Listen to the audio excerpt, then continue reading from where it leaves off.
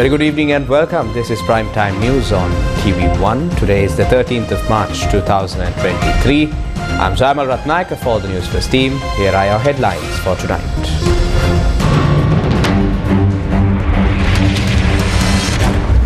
Doctors across 4 provinces go on strike.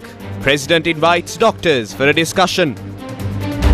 Port Trade Union launched slow work campaign to support trade union action.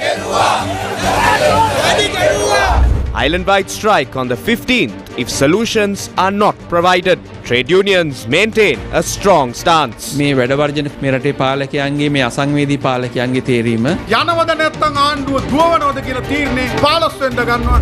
Bar Association of Sri Lanka felicitates President Wickremesinghe on completion of 50 years at the bar.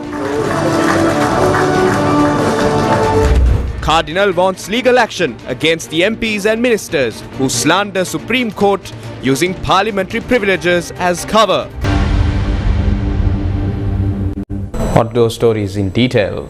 The people of Welgam-Vehera in Trincomalee protested earlier today demanding a solution to the human-elephant conflict. The Trincomalee Urban Council and the Trincomalee Pradeshia Sabha dispose garbage in the Kinya area located close to the Welgam-Vehera village. This in turn has attracted a number of wild elephants from surrounding areas to feast on garbage. As these wild elephants roam into an area at night, the locals have been living in fear for some time. On Sunday night, their worst fear came true as wild elephants claimed the life of one person. Today, these locals protested to move the garbage dumping ground elsewhere. අලි කන්නේ දැන් තනකොළ තනි කර කන්නේ කුණු ඉස්කෝල ළමයි 75ක් ඉන්නවා අද එක ළමයෙක් ඉස්කෝලේ ගිහලා ඉස්කෝලේ ඉන්නේ අලි කුවලේ කුණු කන්න ඇවිල්ලා කුන් යන්නේ වෙන්ද මහත්තයා මේ ගමට අලි ආවේ නෑ දැන් දවල්පත් වෙනවා අලි 300 400 මේ ඔය කුන් වලට එන්නේ දැනුත් මේ අලි ඉන්නක කුණුවන්නේ ඉස්කෝලේට ඊයේ නෑ අලි ඇවිල්ලා ඉස්කෝලෙන් අලි එලව ගන්න බැරුව අලි වෙඩි 12ක් විතර කහලා ඉස්කෝලෙන් අලි ටික එලව ගන්න බැරුණයි දැන් අපේ දරුවෝ ජීවිත අනතුරේ කුණු වලේ ප්‍රශ්න හින්දා තමයි මේ අලි ටික ගම් වදින්නේ ලිං වල වතුර ටිකක් බොන්න බෑ වැවේ වතුර පාවිච්චි කරගන්න බෑ නාන්නවත් බෑ මේ ඔක්කොම ජරාව මැස්සෝ එහෙන් අපිට මේ කුණු වල අපිට ගමට එපා විල්ගම ගමට එපා. A heated exchange arose when locals did not allow garbage trucks to leave the area.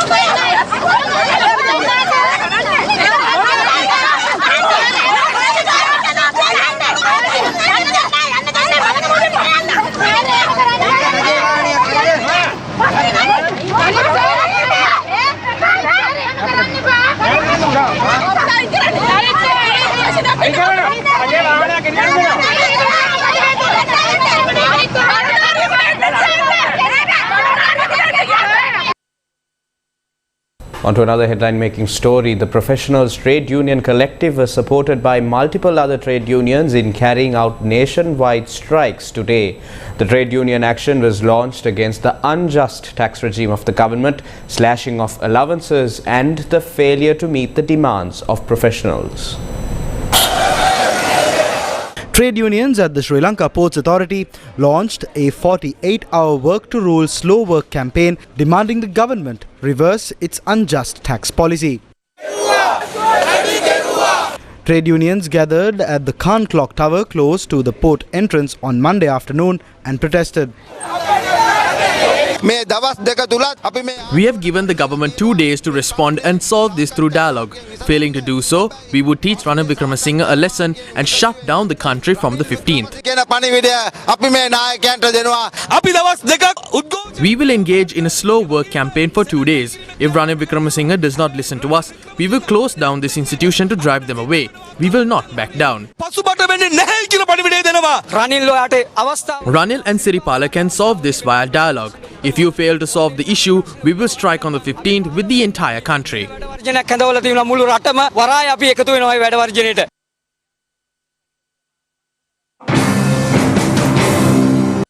The Government Medical Officers Association and specialist doctors went on strike from 8 a.m. in the western, southern, central and eastern provinces. The doctors demanded change to the unjust tax policy and went on a strike on Monday in line with the one-day nationwide strike that will be launched on Wednesday. OPD and clinical services at the Colombo National Hospital were not available due to the strike action.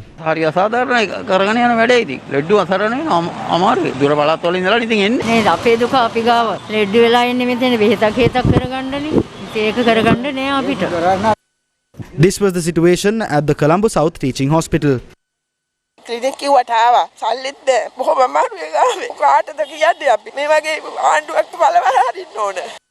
OPD and clinical services were not available at the Gampaha District Hospital. රෝහලේ බාහිර රෝගියන්සේ වැඩ කටයුතු සායනවල වැඩ කටයුතුත් අඩාල වෙලා තිනවා. නමුත් අත්‍යවශ්‍ය සහ අනිකුත් වාට්ටුවල රෝගීන්ගේ වැඩ කටයුතු සාමාන්‍ය පරිදි කරන බවක් තමයි දක්නට ලැබෙන්නේ. The strike was also in effect at the Pandura Base Hospital and the Kalutara Teaching Hospital. මේ මහත්තුරු කරන එක හොඳයි. අහුන් කන් දෙන්නා මේ රජු ජනිතේ අහුන් කන් දෙයි. මේ ස්ට්‍රයික් එක කළ යුතුයි. ඒගොල්ලන්ගේ අයිතිවාසිකම් නැත්නම් දිනා ගන්න දෙයක් නැහැ නේ. ඒගොල්ලන් ප්‍රශ්නයක් තියෙන ඉඳ ඒ වර්ධනයක් කරන්න. Patients were seen visiting the Matara General Hospital from 5 a.m. ආණ්ඩුව මිනිසුත් එක්ක සෙල්ලම් කරන ඕනේ. ආණ්ඩුවට සෙල්ලම් කරන දෙන්න හොඳයි මිනිසුත් එක්ක. ආණ්ඩුව නේ වැදගත් වෙන ජනතාව. This was the situation at the Kandy General Hospital. The strike was also in effect at the Hambantara District General Hospital, Karapetiya Teaching Hospital, Hatton Regional Hospital, Dikkoy Regional Hospital, Bhagavantalava Regional Hospital and the Ampara Base Hospital. The Government Medical Officers Association was also given an opportunity to meet the President on Monday evening. We did not want to go on strike, but it was done because of the insensitive nature of the rulers of this country. We will try our best to avoid venturing into a trade union action. Our message is, do not push us to that situation. If we are not given a solution tomorrow, we will engage in continuous strikes from the 15th. The ball is now in the government's court.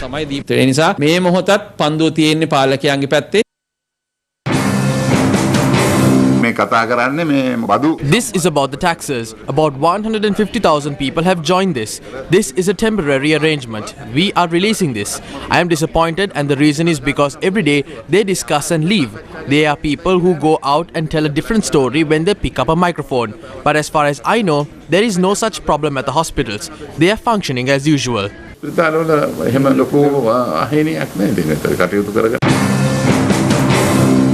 The Health Services Trade Unions Alliance said that it would also support Wednesday's trade union action. We demanded solutions to our issues. If solutions were provided, we would not need to protest and strike.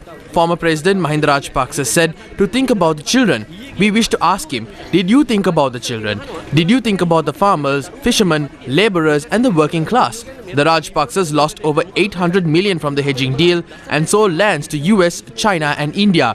We wish to tell them not to shed false tears before the people. Do not try to make statements on the strikes. You did not have such sympathy when you were at the top.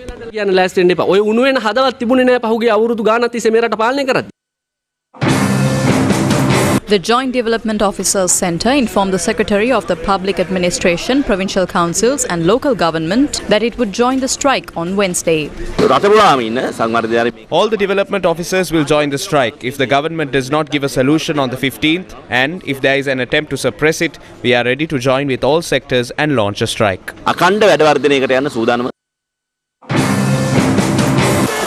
The strike, commenced by university lecturers against the government's unjust tax policy, continued today. Lecturers attached to the University of Peradeniya held a demonstration at the Gatame Junction in line with this strike. Our cameras captured large contingents of police and anti-riot personnel standing by opposite the Peradeniya police while the demonstration was ongoing. The government is always on the lookout to rile up the masses, force them to retaliate and unleash suppression.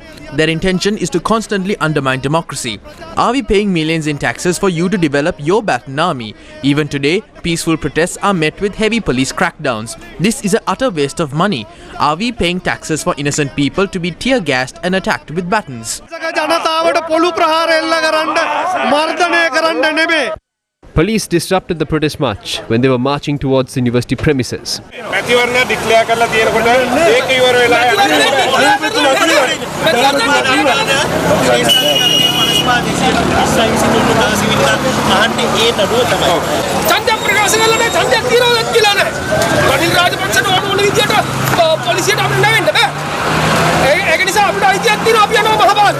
The crowd continued the march despite disruptions. Lecturers attached to the University of Sri Jayawardenepura also engaged in a protest at the Vijayarama junction today. Members of the Ceylon Bank Employees Union reported to work in black to protest against the unjust tax regime. Bank employees in Galle, Valimada, Kurunagala and many other areas reported to work in a similar manner. However, the Progressive Bank Employees Union had this to say. Some trade unions are not only speaking of the tax issue. There are political objectives and some monks are also getting involved. If political objectives are used to bring down the banking sector, the rulers you appoint at an election will not have a country to take forward.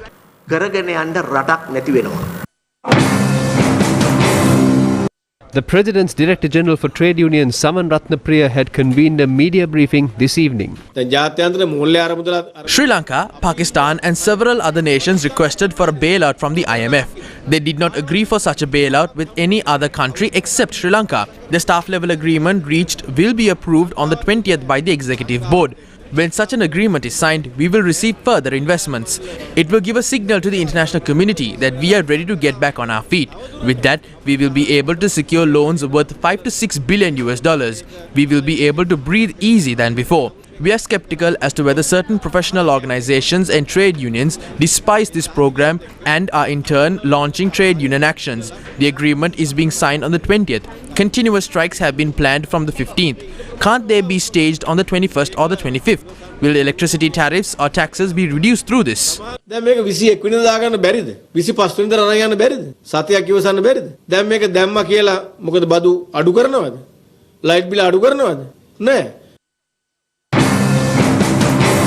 This was a response given by the Samagi Joint Trade Union Force. There is only one weapon to win the rights of the working people and the people of this country. That is to strike. So let's do it and see if the government will stay or not. The decision on whether the government should leave or be chased will be taken on the 15th. We demand to amend the tax formula, abolish the police formula, amend the unjust electricity tariff hike.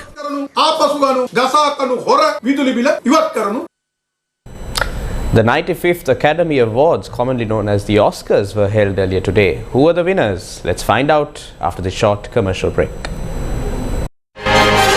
News First, main sponsor. 23% for 2 months, 25% for 4 months. Valuable FD. අපේ රහට නියම කහට. A trusted place for your fixed deposit. Valuable FD. 23% for 2 months, 25% for 4 months. Valuable FD, a symbol of stability. Welcome back to the news. The Bar Association of Sri Lanka organized a felicitation ceremony on Sunday to honor those who have completed 50 years at the bar, including President Ranil Wickremesinghe. During the felicitation dinner, President Ranil Wickremesinghe, who has also completed 50 years at the bar, was honoured and presented with a plaque by Chief Justice Jayantha Jayasuriya. The felicitation dinner was organised by the Bar Association of Sri Lanka to honour 26 individuals who have served at the bar for 50 or more years.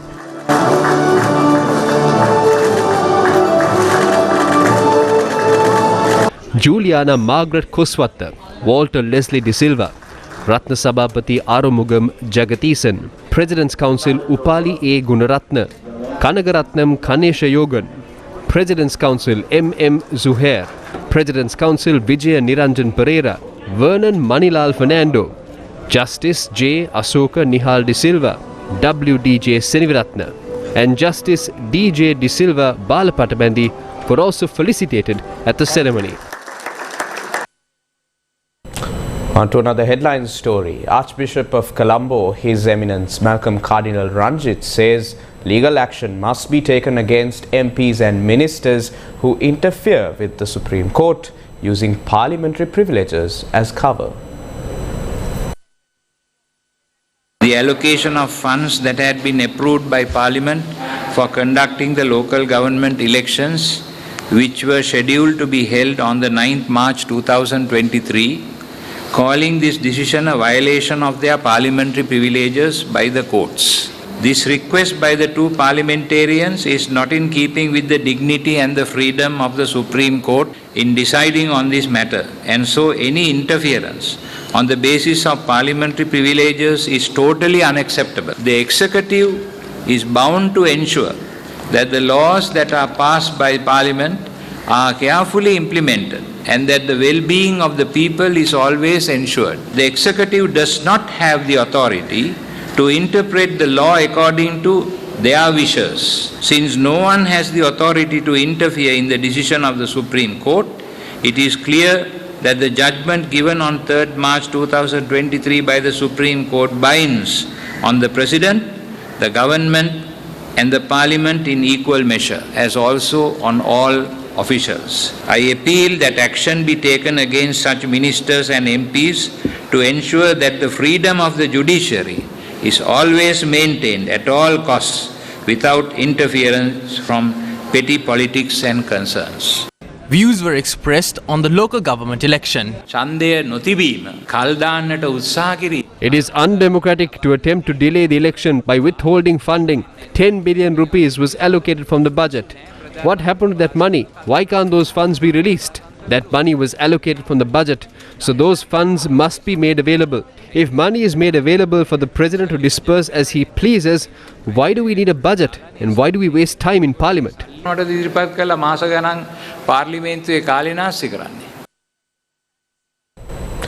Day 2 of the 2023 edition of the National Law Conference, the most prestigious event of the Bar Association of Sri Lanka, was held in Colombo today.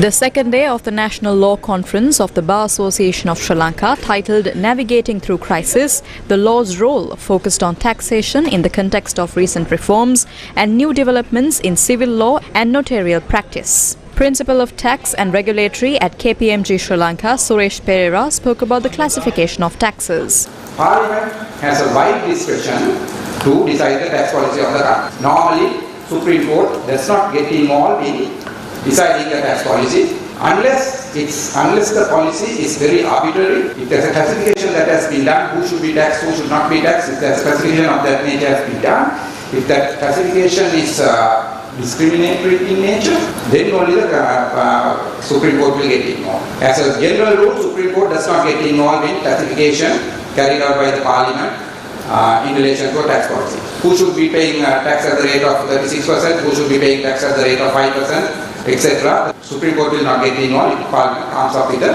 question. Unless it could be proven that that classification is discriminatory, that classification is not correct, arbitrary. The classification therefore must be based on a rational basis, on intelligible differentia. The differentia must be bare, rational. Relation to the objects ought to be achieved. Now this is very important. The classification must relate to the object to be achieved. Tax Policy Advisor of the Ministry of Finance, Tanuja Pereira, said judicial remedy is also available under the Tax Appeals Commission law. We all know that once a tax is imposed under the authority of law, everyone is abide by that. What can a person do if he is aggrieved by any decision of the tax administration? So there are remedies, basically administrative remedies and the judicial remedies. In between that, we can call a quasi-judicial remedy also available under the Tax Appeals Commission law. Recent reforms regard to this appellate procedure and this administrative review procedure targeted at reducing the time or reducing the period taken to determine an appeal. If you take administrative remedies, Section 139 of the Inland Revenue Act provides that if a taxpayer is dissatisfied with an assessment or other decision, he may make a request to the Commissioner General seeking for a review of the decision. So this is a new thing introduced by the new Inland Revenue Act, which was enacted in 2017. Because earlier appeals could be made only against an assessment which increases the taxable income of the taxpayer. But now, under the section 139, if a taxpayer, any decision taken by the Commissioner General or an assessment issued by the Commissioner General could be subjected to the review of the Commissioner General. Several invitees from the legal fraternity and the commercial sector, including the Deputy Commissioner General of Tax Policy, Legislation Rulings and International Affairs of the Department of Inland Revenue NMM Mifli, and the Senior Partner and Head of Tax at Ernst & Young Duminda Holangamua, participated in the event. News First with the people. The Colombo Stock Exchange recorded a drop on the opening day of the week earlier today. The all-share price index dropped by 1.21% at the close of trading today. The daily turnover of the Colombo Stock Exchange was recorded at 2.9 billion rupees. According to experts, Sri Lanka's IMF bailout reaching a critical position has led to this situation. Sri Lanka Police has embraced greater gender equality over the years, with key appointments and promotions to the top brass of the institution. Tonight, we bring to your attention the story of such a female officer.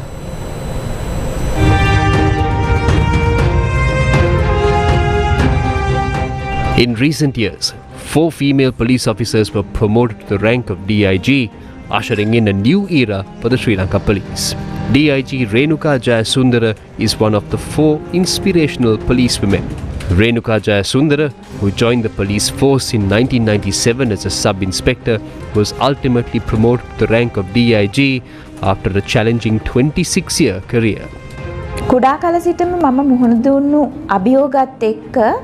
had an ambition to win at life since I was a child, given the obstacles I have faced. Today, I have achieved it. Women are strong creatures. They can achieve any target and overcome any challenge. You must be ambitious and set targets. You will then be able to win those challenges. I am deeply grateful to be able to contribute towards the betterment of women and children in Sri Lanka.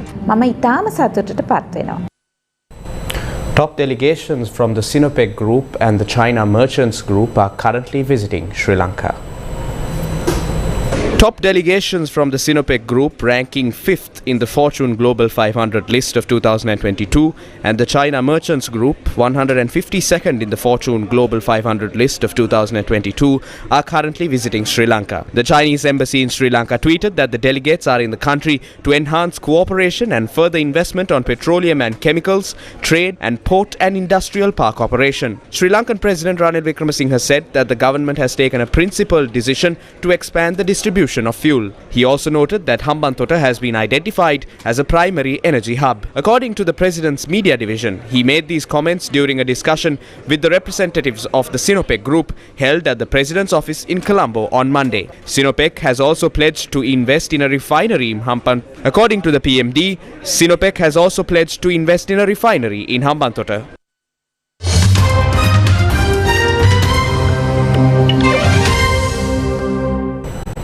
Chinese leader Xi Jinping began a third 5-year term as the nation's president, putting him on track to stay in power for life.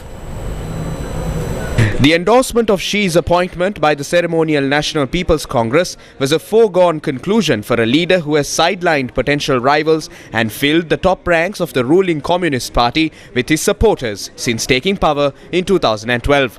The vote for Xi was 2,952 to 0 by the NPC, members of which are appointed by the ruling party. Chinese President Xi Jinping could wade deeper than before into Ukraine diplomacy as soon as next week, staging both his first trip to Russia and his first talks with Ukraine's President Volodymyr Zelensky since Moscow's invasion. Xi could visit Moscow next week, an earlier than expected trip in response to a long-standing invitation from President Vladimir Putin. Xi Jinping has stressed the need to oppose pro-independence influences in Taiwan as he closed the National People's Congress after a week in which the rubber-stamp parliament handed China's president an unprecedented third presidential term, and key roles at the top of the government were reshuffled. Sri Lankan President Ranil Wickremesinghe congratulated Chinese President Xi Jinping on his confirmation for a third term and praised China's progress under his leadership. The President's media division said that Wickremesinghe expressed appreciation for China's support in Sri Lanka's economic challenges, especially in the IMF process, and expressed confidence that the two countries' robust cooperation will continue to flourish during President Xi Jinping's new term. The first phase of basic law reforms proposed by Israel's new coalition government has come under heavy scrutiny as critics opine that the proposed reforms would remove any checks and balances on the power of the executive. Financial authorities of the state of New York have taken over New York-based Signature Bank just 2 days after a similar takeover of Silicon Valley Bank in California. In some much anticipated news from the entertainment industry, Everything Everywhere All at Once was named Best Picture at the 95th Academy Awards today, capping off an improbable award season run by winning the movie's business highest honor. From here at home, a Seva PSA, loosely translated to Community Service Hub, was declared open at the Semal village in Valpola, Ramukkana today. With the opening of the Seva PSA, public officials will now have a permanent building from which they will be able to provide government services under one roof expeditiously to area residents. The building has been constructed by the Semal Foundation at a cost of 6.5 million rupees. Country Director of Semal Foundation Sri Lanka, Choi Sang-woo, participated in the event. Semal Foundation has been working in Sri Lanka since 2014 to share Korea's development experience in 1970s. This center is not only supported by Semal Foundation. From the government, from the village people, we work together, and with 6.5 million rupees, we achieved to complete the building. Our cooperative members and the local government officer will use this building to provide service to the Valpola community and the villagers. Semal Foundation will continue to support the rural village of Sri Lanka in line with guideline and policy of Sri Lankan government. Governor of the Sabargamuwa province, Tikiri Kubbakaduwa, State Minister Kanaka Herath, and several officials including the Kegol District Secretary and Ramukkana Divisional Secretary were also present.